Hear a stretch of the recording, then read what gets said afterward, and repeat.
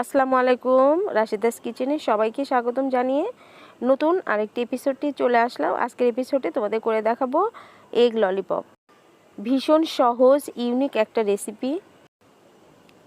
রমজান মাস চলছে, ইফতার পার্টিতে তোমরা এই আইটেমটা রাখতে পারো, খেয়ে সবাই প্রশংসা করবে। ভীষণ টেস্টি হয় এই খাবারটা, ভীষণ টেস্টি ইউনিক একটা রেসিপি। আশা করছি তোমাদের এই রেসিপিটা অনেক ভালো লাগবে। তাহলে চলো রেসিপিটা দেখে নিই কীভাবে তৈরি করব। এখানে আমি আলু সিদ্ধ নিচ্ছি, আলু সিদ্ধ করে চটকিয়ে রেখেছি। 1.5 কাপের মতো এখানে নিয়েছি আলু সিদ্ধ। দিয়ে দিলাম হাফ চামচ কালো গোলমরিচের গুঁড়া, দিয়ে দিচ্ছি চাট মশলা 1 চামচ ভরে, দিয়ে দিচ্ছি ঝালের জন্য চিলি ফ্লেক্স। এখানে দেব আমি ধনিয়া পাতা কুচি করে রেখেছি, কাঁচামরিচ আর পেঁয়াজ কুচি করে রেখেছি, সেগুলোই দিয়ে দিলাম। এটা তোমরা পরিমাণ মতো দিয়ে দেবে। আলু মাখার কোয়ান্টিটি বুঝে তোমরা এগুলো দিয়ে দিবে, পেঁয়াজ, কাঁচামরিচ, ধনিয়া পাতা। এবার দিয়ে দিচ্ছি স্বাদ মতো লবণ। এখানে দিয়ে দিলাম মজরেলা চিজ, এটা পুরোপুরি অপশনাল, চাইলে তোমরা নাও দিতে পারো, কোনো সমস্যা নেই। এখানে মজরেলা চিজ এখানে 2-3 টেবিল চামচের মতো গ্রেট করে রেখেছিলাম, সেটাই দিয়ে দিলাম। চিজের পরিবর্তে কিন্তু তোমরা দুধের যে ছানা পাওয়া যায় ওটা দিতে পারো।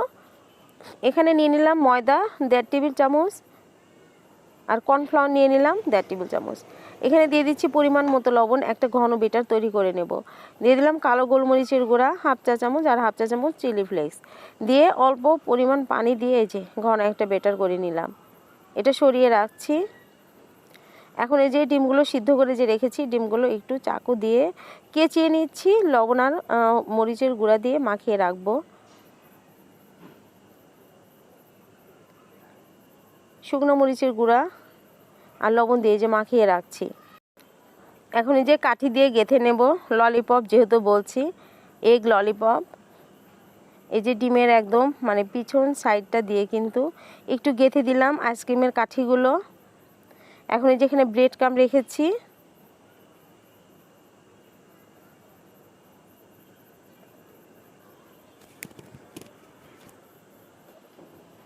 সবগুলো ডিম কিন্তু আমি এই যে আলু মাখাটা দিয়ে র্যাপ করে নিয়েছি।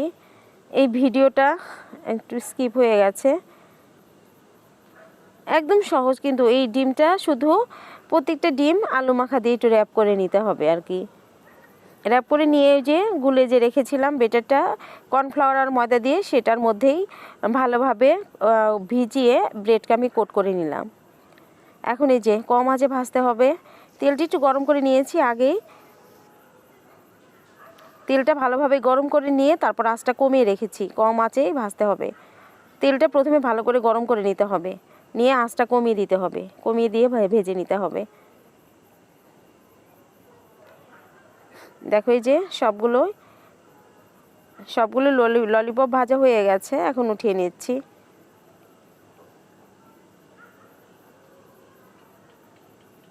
এটা কিন্তু এই যে রেড চিলি সস দিয়ে খেতে কিন্তু দারুণ লাগে। আশা করছি তোমাদের রেসিপিটা ভালো লেগেছে এবং সহজ মনে হয়েছে। সহজ লাগলে চ্যানেলটাকে সাবস্ক্রাইব করো।